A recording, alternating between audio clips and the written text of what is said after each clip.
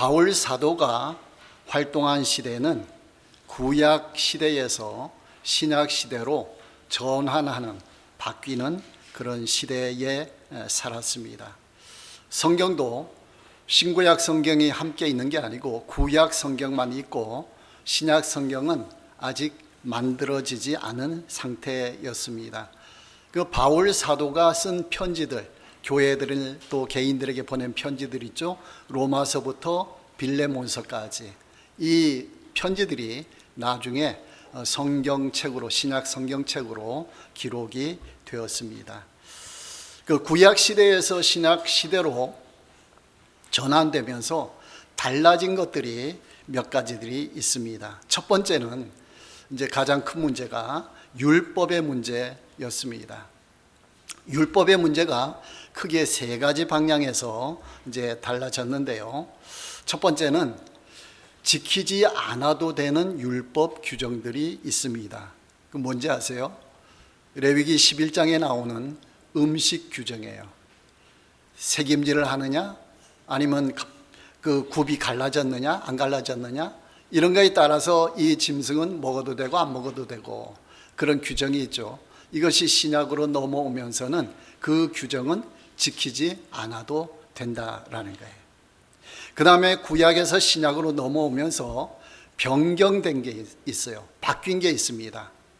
안식일이 뭘로 바뀌었습니까? 주일로. 제사 제도가 뭘로 바뀌었습니까? 예배로. 그 다음에 할례가 뭘로 바뀌었습니까? 세례로. 이렇게 구약에서 신약으로 넘어오면서 바뀐 제도들이 있습니다. 그렇다고 해서 모든 게 다 바뀐 게 아니고 그 의미, 내용은 그대로 지속이 되는 거죠. 그 다음에 세 번째는 강화된 것이 있어요. 더 강조된 것이 있습니다. 윤리적인 부분이에요. 특별히 산상수훈, 예수님이 처음 설교하시고 그런 내용이죠. 마태복음 5장에서 7장 거기에 보면은 십계명 내용에서 마음을 엄청 강조했어요. 그 십계명은 그냥 몸으로 지키면 되잖아요. 거기에 마음으로 지켜야 된다, 이런 내용들이 강화됐습니다. 그러니까 윤리 수준이 구약보다 신약이 훨씬 더 올라갔다, 이렇게도 표현할 수가 있습니다. 그리고 율법 세부 규정을 어떻게 지킬 것인가, 여기에 관해서도 혼란스러운 그런 시대였습니다. 유대인으로서 예수님 믿는 자들이 있죠. 유대인 그리스도인이죠. 그 사람들이 있는 반면에 유대인이 아닌 사람들, 이방 사람으로서 예수님을 믿는 자들이 있죠. 이방 그리스도인, 이런 사람들이 섞여 있는 거예요. 그러니까 유대인으로서 구약 율법을 지키다가 예수님을 믿은 사람들은 이방인으로서 예수님 믿은 사람들에게 뭘 주장했는 거 아니요? 당신들도 율법 규정을 지켜야 구원을 받는다, 이렇게 주장까지 했어요. 그러니까 할례도 우리가 할례 받았듯이 너희도 구원 받으려면 할례를 받아야 된다, 이렇게 주장을 한 거예요. 그러니까 이게 혼란스러워진 거예요. 바울 사도가 선교하면서 유대인들이 따라다니면서 계속 그런 주장을 하는 거예요. 그러니까 이게 질서가 안 잡히는 거죠. 그래서 예루살렘 교회에 알렸습니다. 그랬더니 예루살렘 교회가 총회를 열었어요. 총회를 개최해가지고 결정을 한 거예요. 그것이 사도행전 15장 내용에 보면은 나왔습니다. 15장 1절에 보면은 어떤 사람들이 유대로부터 내려와서 형제들을 가르치되 너희가, 이방인들이죠, 모세의 법대로 할례를 받지 아니하면 능히 구원을 받지 못하리라, 이렇게 바울 사도가 선교하는 도중에 와가지고 이런 주장을 자꾸 하는 거예요. 그래서 바울 사도가 예루살렘 교회에 알려서 총회를 열어서 최종 결론을 내렸습니다. 사도행전 15장 19절에 보면 그러므로 내 의견은 야고보예요. 예수님의 동생 야고보, 예루살렘 교회 대표로 있는 거예요. 그 최종 결론적인 의견을 냅니다. 이방인 중에서 하나님께로 돌아오는 자들을 괴롭게 하지 말고 너무 율법 규정을 지키라고 하지 말라. 구원은 믿음으로 받는 것이다. 그런 의미죠. 그래서 20절에 다만 우상의 더러운 것과 음행과 목매어 죽인 것과 피를 멀리하라고 편지하는 것이 옳으니, 요 네 가지 규정, 요것만 이방인들이 지키면 된다. 그렇게 타협 안으로 총회 결의를 했어요. 총회 결의를 하고 나서 이 네 가지 사항도 나중에 흐지부지 됐어요. 사라져 버렸어요. 그러니까 율법 규정을 어떻게 지킬 것인가, 구약 시대와 신약 시대가 차이점이 발생했다라는 거예요. 그 다음에 이제 그 전환된 거 크게 두 번째 중요한 것은 하나님의 백성이에요. 누가 하나님의 백성인가? 구약 시대에는 누가 하나님의 백성이었어요? 이방인이 아니고 유대인들이, 아브라함의 후손 유대인들이 하나님의 백성이에요. 자, 지금 신약 시대에는 아브라함의 후손이 하나님 백성인가요? 그게 아니고 누가 하나님 백성이죠? 예수님을 믿는 자들은 모두가 하나님의 백성이 되는 거예요. 그러니까 이게 차이가 벌어졌죠? 차이가 발생했죠? 그러니까 바울 사도가 활동했던 시대는 그 바뀌는 데에 혼란스러운 거예요. 처음에는 구약의 유대인들이 하나님 백성이다 이렇게 했는데, 예수님을 믿음으로 유대인도 예수님 믿고 이방인도 예수님 믿고, 그러니까 유대 그리스도인과 이방 그리스도인이 섞여 있는 거예요. 같이 있는 거예요. 그러다가 이것이 시간이 흐르면서 뭐만 남았는 거 아니에요? 그리스도인만 남았어요. 중간에 혼란스러워지다가. 그러니까 최종적으로는 구약의 유대인에서 신약의 그리스도인으로 바뀐 거예요. 하나님의 백성이. 자, 이런 바뀐 부분들이 많은데, 겉으로는 많이 바뀌었지만은 속으로는 전혀 바뀌지 않은 게 있어요. 그게 뭔가 아니요? 믿음이에요. 믿음. 구원받는 믿음은 구약시대나 신약시대나 동일해요. 구약시대나 신약시대나. 그래서 로마서 4장 11절에 보면은 말이 조금 어려운 내용인데요. 그가 아브라함이 할례의 표를 받은 것은 무할례 시에 믿음으로 된 의를 인친 것이니, 말이 굉장히 어려워요. 이해하기 어려워요. 쉽게 말씀드릴게요. 아브라함이 구원받은 것은 할례 명령을 받기 전에 믿음으로 구원받았다라고 했어요. 그럼 아브라함이 구원받은 거 할례와 상관이 있어요, 없어요? 상관이 없죠. 할례 주어지기 전에 믿음으로 구원받았으니까. 그러니까 구약에도 할례로 구원받아요, 믿음으로 구원받아요? 믿음으로. 그 다음에 로마서 4장 13절에 또 있어요. 아브라함이나 그의 후손에게 세상의 상속자가 되리라고 하신 언약은 율법으로 말미암은 것이 아니요 오직 믿음의 의로 말미암은 것이니라 했습니다. 아브라함과 그 후손들 이스라엘 백성 언약을 체결했죠. 하나님이 어떻게 언약을 체결했느냐? 율법 때문에 할례를 체결한 게 아니고 믿음으로 체결했다라는 거예요. 율법은 언약을 체결하고 나서 주신 거예요. 그러니까 율법도 믿음보다 먼저 오지 않았어요. 율법을 지켜야 믿음이 생기고 그래서 구원받는데 이게 아니라라는 거예요. 율법을 주시기 전에 믿음으로 먼저 구원받았다라는 거예요. 자, 그러니까 구약 시대에 아브라함이 구원받은 것은, 이스라엘 백성이 구원받은 것은 할례 때문이다, 율법 때문이다. 맞습니까? 틀립니까? 틀리죠. 뭐 때문에 구원받았어요? 믿음 때문에 구원을 받았다라는 거예요. 그러니까 구약 시대에나 신약 시대에나 변치 않는 대원칙이 있어요. 구원은 오로지 무엇을 통해서 받아요? 믿음을 통해서 받아요. 그 다음에 두 번째는 믿음의 대상은 누구예요? 하나님, 더 정확하게는 예수님. 여러분, 예수님이라는 대답을 잘 못했죠. 왜 그랬을까요? 구약시대 예수님이 아직 안 오셨는데 그런 생각이 있잖아요.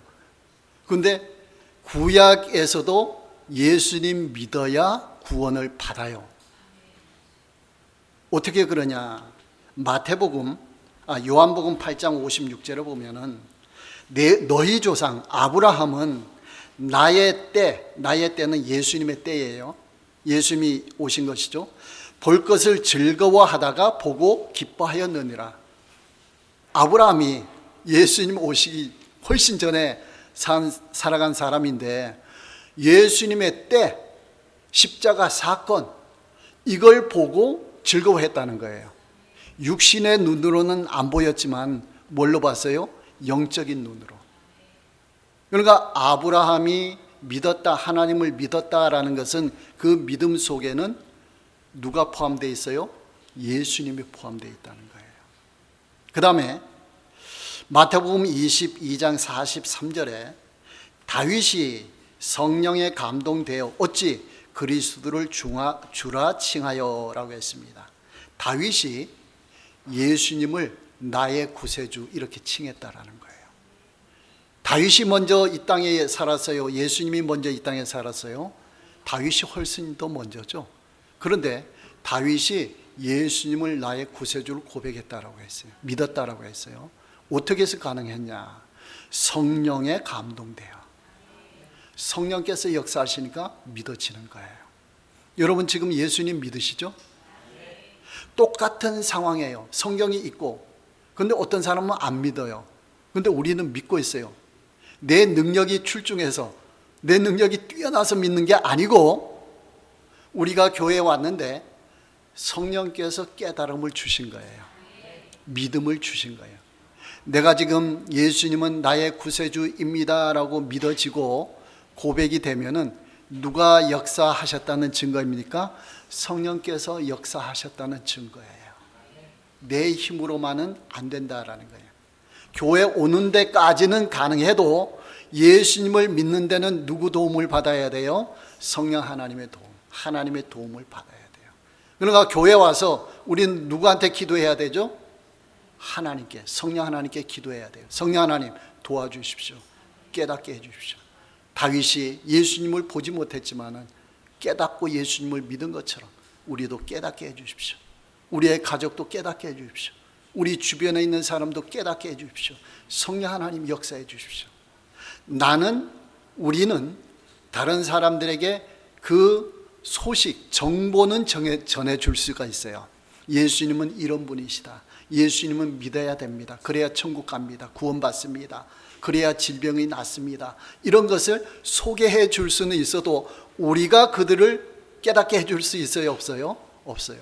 그러나 그런 얘기를 해주면서 성령 하나님 깨닫게 해주십시오. 그럴 때에 성령께서 그 상대방을 깨닫게 해주시는 거죠. 그럼 예수님을 믿게 되는 거죠. 그래서 믿음은 누구의 것이라고 했어요? 하나님의 것이다. 하나님이 주신 것이다. 그러니까 믿음은 우리 인간의 것이 아니에요. 믿으려고 애쓰는 건 할 수가 있어요. 우리는 그렇다고 믿음이 생기는 거 아니에요. 근데 믿으려고 애쓸 때에 성령께서 건드려 주셔요. 그러면 건드림에 거기에 믿음이 딱 생기는 거예요. 예수님 믿어지는 거예요. 그래서 믿음은 하나님의 것이다. 그렇게 말하는 거예요. 그러니까 아브라함이나 다윗은 구약 시대에 믿음의 모범을 보여주신 거예요. 준 거예요. 그러니까 아브라함을 믿음의 조상이라 우리가 흔히 그렇게 얘기하잖아요. 그러면 아브라함이 누구를 믿었다는 증거예요? 예수님을 믿었다는 증거예요.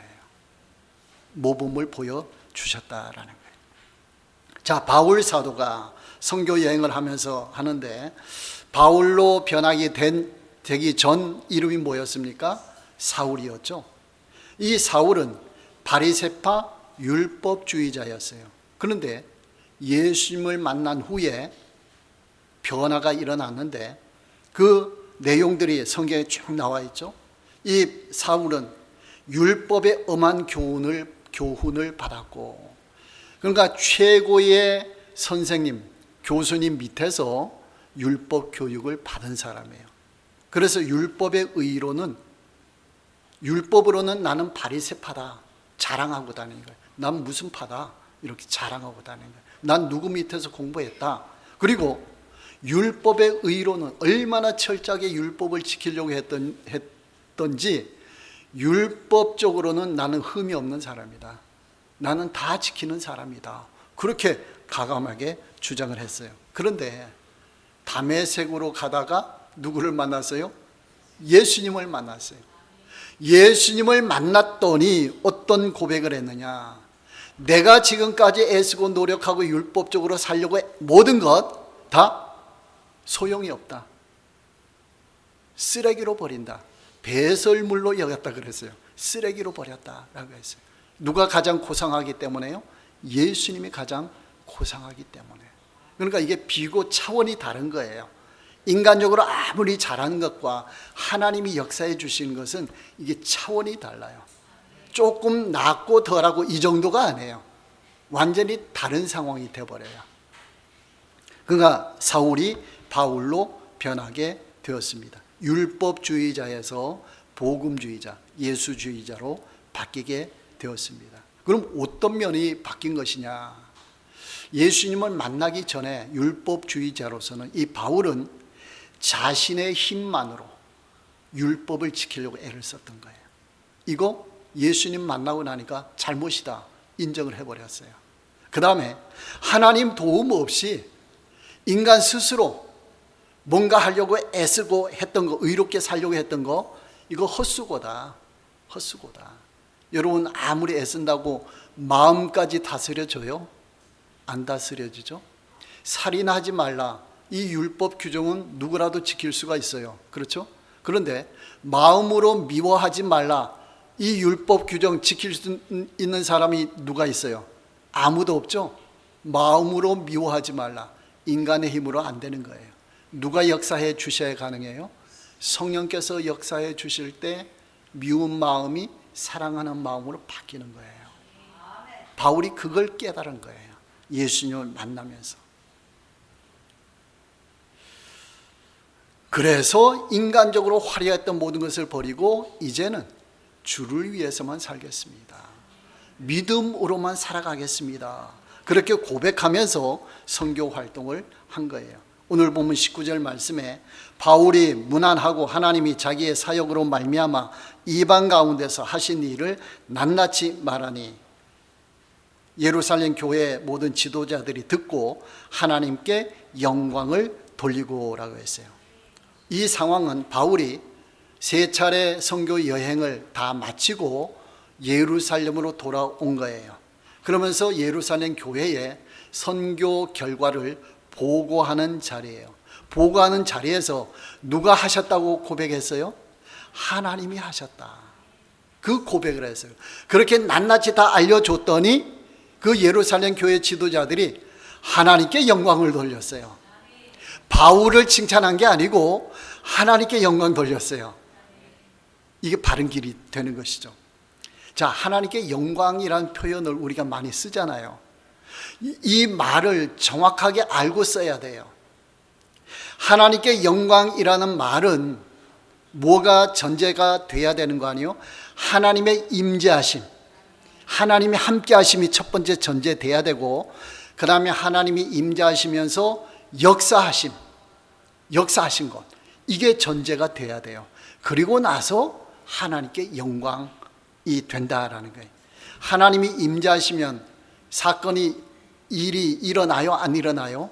기적이 일어나죠. 질병이 치유되고 문제가 해결되고 믿음의 역사가 일어나고 하나님이 임재하시면 그 역사가 일어나거든요. 그러면 그 체험한 사람이, 그 하나님의 역사하심을 체험한 사람이 내가 영광을 취하는 게 아니고 그 영광을 누구한테 돌려드려요? 하나님께 돌려드리는 거예요. 그래서 영광은 그 뒤에 표현이 뭐예요? 돌려드린다라고 쓰는 거예요. 이게 정확한 거예요. 누가 역사하셨기 때문에요? 하나님이 역사하셨기 때문에 돌려드립니다. 그러니까 하나님께 영광을 정확하게 정의 내리면 하나님이 임재하시고, 두 번째는 역사하신 것을, 세 번째는 어떻게 해요? 하나님께 돌려드리는 것. 이게 하나님께 영광이에요. 그러니까 우리가 하나님 영광 받아주십시오 이렇게 표현할 때는 이런 전제하에서 하나님 영광 받아주십시오, 이렇게 돼야 된다라는 거예요. 그러니까 잘못 우리가 하나님께 영광을 이해하면은 인간 스스로 영광스러운 일을 만들어 가지고 하나님께 올려드리려고 해요. 잘못하면 이거는 하나님께 영광이 아니고 인조 영광이에요. 사람이 만든 영광이에요. 하나님이 기뻐하실까요? 기뻐하지 않으실까요? 그건 기뻐하지 않으셔요. 그래도 뭔가 좋은 일인데 안 받으셔요? 하나님은 좋은 일을 하시는 게 아니고 하나님의 일을 원하시는 거예요. 우리는 좋은 일, 하나님 받아주십시오 이럴 수가 있잖아요. 근데 하나님은 좋은 일은 네가 가져. 나한테는 하나님의 일을 올려드려. 하나님의 일은 뭐예요? 하나님이 역사하신 거. 내가 너를 통해 뭘 역사했니? 그거 네가 취하지 말고 나에게 돌려줘. 이게 영광을 돌려드리는 거예요. 그러니까 바울로 변하기 전 사울은 계속 인조 영광을 만든 거예요. 자기 스스로가. 하나님이 역사하시지도 않는데 자기가 좋다고 막 만든 거예요. 만들어가지고 하나님 받아주십시오 받아주십시오 했는데 안 받아주시고 하나님이 이놈하시면서 변화시켜 주셨어요. 변화시켜 주시고 나니까 이제는 어떻게 해요? 두 손 다 들고 하나님 임하십시오. 하나님 역사해 주십시오. 하나님의 뜻만 따라가는 사람이 되었다라는 거예요. 그 성령 하나님의 도움 없이, 하나님에 대한 믿음 없이 인간의 힘으로만 하려고 했던 모든 유대인들은 모두가 실패했어요. 바울은 그걸 깨달은 거예요. 그러면서 선교할 때도 자기 힘으로 하는 게 아니고 누구의 힘으로요? 하나님의 힘으로, 성령의 권능으로 그렇게 되는 거죠. 그러니까 우리가 하나님께 영광을 돌려드리려면 하나님이 역사하시도록 해야 돼요. 내 삶을 통해 역사하시도록. 거기에 애를 써야 돼요. 내가 뭔가 만들어서 해드리겠다. 이거 이전에 하나님 역사해 주십시오. 그런데 누구를 통해 역사해 달라고요? 나를 통해 역사해 주십시오. 이렇게 이제 하는 거죠. 그러니까 영광을 돌려드리려면 반드시 뭐가 필요한 거 아니요? 믿음이 필요해요. 어떤 믿음일까요? 하나님은 전능하시다. 뭐든지 하실 수가 있다. 하나님은 믿는 자에게 역사해 주신다. 이런 믿음을 전제로 하나님이 역사하신다라는 거예요. 그러니까 우리가 이 하나님을 믿는 믿음이 아닌 믿음은 인간의 신념이에요. 그건 믿음이 아니에요. 믿음이라는 것은 무엇을 믿느냐, 반드시 목적어가 있어요. 앞에 뭐가 있어야 돼요? 하나님이 역사하심을, 이걸 믿는 거예요. 그러면 이 믿음은 하나님께서 역사하시는 통로가 되는 거예요. 역사하시는 통로가 되는 거예요. 그러니까 우리는 하나님의 일을 크게 하려고 애를 쓰기 이전에 우리의 믿음을 크게 만들어야 돼요. 믿음의 통로가 큰 사람에게는 하나님이 크게 역사하시고, 믿음의 통로가 조그만 사람에게는 조그맣게 역사하는 거예요. 그렇죠? 믿음이 커야 되는 거예요. 믿음이 커야 돼요. 그럼 큰 역사가 일어난다. 잘못하면 큰 믿음, 내가 큰 믿음 가져서 내가 역사를 일으켰다, 이렇게 할 수가 있어요. 이건 인조 영광이에요. 그거는 잘못된 거예요. 그러니까 하나님께서는 인간을 사용해서 쓰시되 능력 있는 사람을 쓰지 않고 무엇 있는 사람을 써요? 믿음 있는 사람을 쓰는 거예요. 내가 아무리 보잘것 없어도 믿음이 크면 하나님이 쓰시는 거예요. 하나님이 사용하시는데 스펙이 필요할까요? 안 할까요? 회사 들어갈 때는 스펙이 많이 필요해요. 그렇죠? 그걸 보고. 근데 하나님은 스펙을 보고 역사하시지 않고 믿음을 보고 역사하시는 거예요. 경력을 보고 하지 않고. 옛날에 훌륭했다 해도 지금 믿음이 없으면 하나님 역사 못 하시는 거예요. 옛날이나 지금이나 동일한 믿음을 우리가 갖고 있으면 하나님은 예나 지금이나 동일하게 역사해 주시는 거예요. 그 믿음 관리를 잘 하셔야 돼요. 로마서 4장 18절에 22절 보면은 아브라함이 바랄 수 없는 중에 바라고 믿었으니 이는 내 후손이 이 같으리라 하신 말씀대로 많은 민족의 조상이 되게 하려 하심이라. 그가 100세나 되어 자기 몸이 죽은 것과 같고 사라의 태가 죽은 것 같음을 알고도 믿음이 약하여지지 아니하고 믿음이 없어 하나님의 약속을 의심하지 않고 믿음으로 견고하여져서 하나님께 영광을 돌리며 약속하신 것을 또한 능히 이루실 줄을 확신하였으니 그러므로 그것이 그에게 의로 여겨졌느니라. 자, 길게 읽었어요. 이 말이 무슨 말이냐? 자, 하나님은 이삭이라는 자녀를 주시기 전에 아브라함이 하나님 믿기를 바라시는 거예요. 몇 년 동안 기다리셨는 거 아니요? 25년 동안. 75세의 아브라함을 불러서 약속했는데, 후손에 대한 약속을 했는데 100세까지 주지 않다가 100세에 주셨어요. 왜 100세에 주셨을까요? 아브라함이 믿으니까. 그때 가서 믿으니까. 만약에 75세에 아브라함이 믿어버렸으면 그때 이삭이 태어났을 거예요. 근데 그때는 믿지 못했던 거예요. 아들을 낳을 능력은 있어요, 아브라함에게. 75세 때는.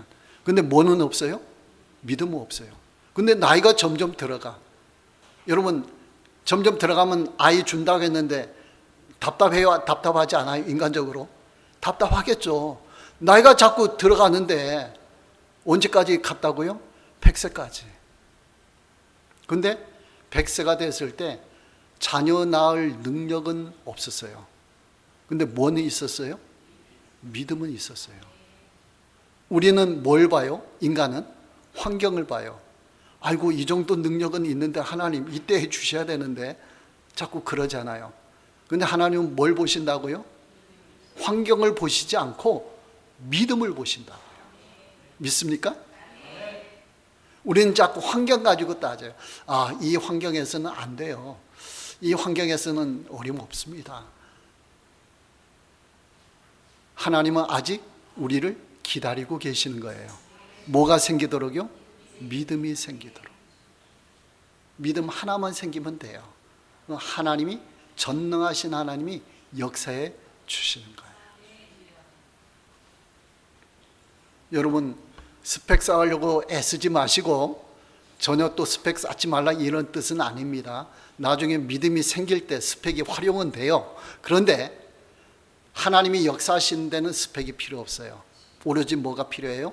믿음이 필요하신 거예요. 그러니까 우리가 믿음이 쌓아지도록, 믿음이 커지도록 애를 써야 된다라는 거예요. 그 환경은 변했지만은 반면에 뭐는 커졌어요? 아브라함의 믿음은 점점 커졌어요. 이게 하나님이 바라시는 거예요. 여러분, 환경이 점점 약화된다 하더라도 믿음이 커지면은 희망이 있어요, 없어요? 희망이 있어요. 환경은 점점 좋아지는데 믿음은 점점 약화돼. 하나님 믿음은. 이 사람은 소망이 있어요, 없어요? 소망이 없어요. 여러분, 믿음의 소망을 가지시기 바랍니다. 그래서 100세가 되었을 때 아브라함과 사라가 자녀를 낳을 수 있는 능력이 아무것도 없을 때, 근데 뭐는 생겼다고요? 믿음이 그때 생기니까 하나님이 역사해 주시는 거예요. 인간의 몸에 역사하는 게 아니고 몸을 보고 역사하는 게 아니고 믿음을 보고 마음을 보고 역사해 주셨다라는 거예요. 자, 이삭이 태어났어요. 아브라함은 이삭을 자기가 잘했다고 자랑할 수 있어요, 없어요? 자랑할 수가 없어요. 전혀 없어요. 100% 누가 해주셨어요? 하나님이. 그러니까 하나님께 영광을 돌려드리는 거예요. 하나님이 우리를 그렇게 지금 기다리시고 계실 수도 있어요. 아, 80세쯤에 해 주셔야 되는데, 90세는 해 주셔야 되는데 100세 너무하네요. 하나님은 아직 우리를 기다리고 계실 수가 있어요. 뭘 갖도록요? 믿음을 갖도록. 믿음만 생기면 한순간에요. 금방 바뀌는 거예요. 사울이 바울로 변한 것, 예수님이 한번 딱 만나주니까 180도 바뀐 거예요. 그런 역사들이 나타나는 거예요. 믿음이 그런 것이다 라는 거예요. 그러니까 하나님께서는 이렇게 하기 위해서 아브라함을 25년 동안 훈련시키신 거예요. 우리도 훈련 받고 있는 줄 믿습니다. 여러분, 현재 결과가 신통치 않다고 해서 실망 마시기 바랍니다. 내가 바라는 것이 아직 이루어지지 않았다고 해서 원망 불평으로 가지 마시기 바랍니다. 여러분, 하나님 바라보고 믿으시기 바랍니다. 내 믿음이 생길 때 하나님의 역사가 일어날 줄로 믿습니다.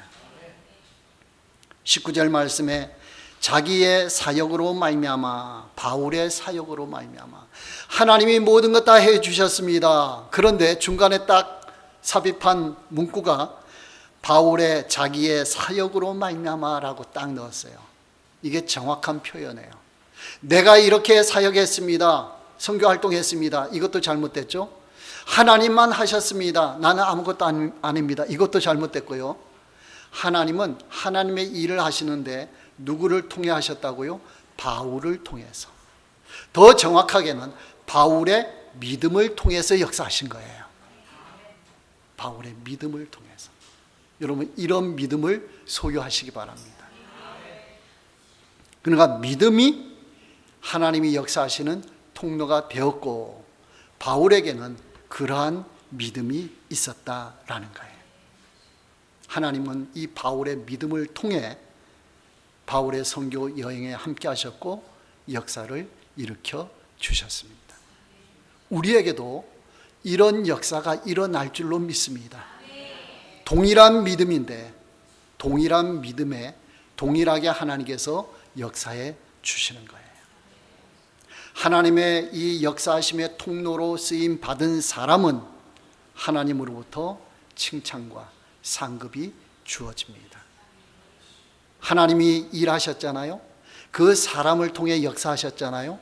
근데 실제적으로 하나님이 하신 일이잖아요. 근데 상급은 누구한테 준다고요? 그 통해서 한 사람, 통로로 쓰임 받은 사람에게 그래, 이것은 내가 한 거야 하고 상급을 주신다라는 거예요. 그렇게 칭찬을 해 주신다라는 거예요.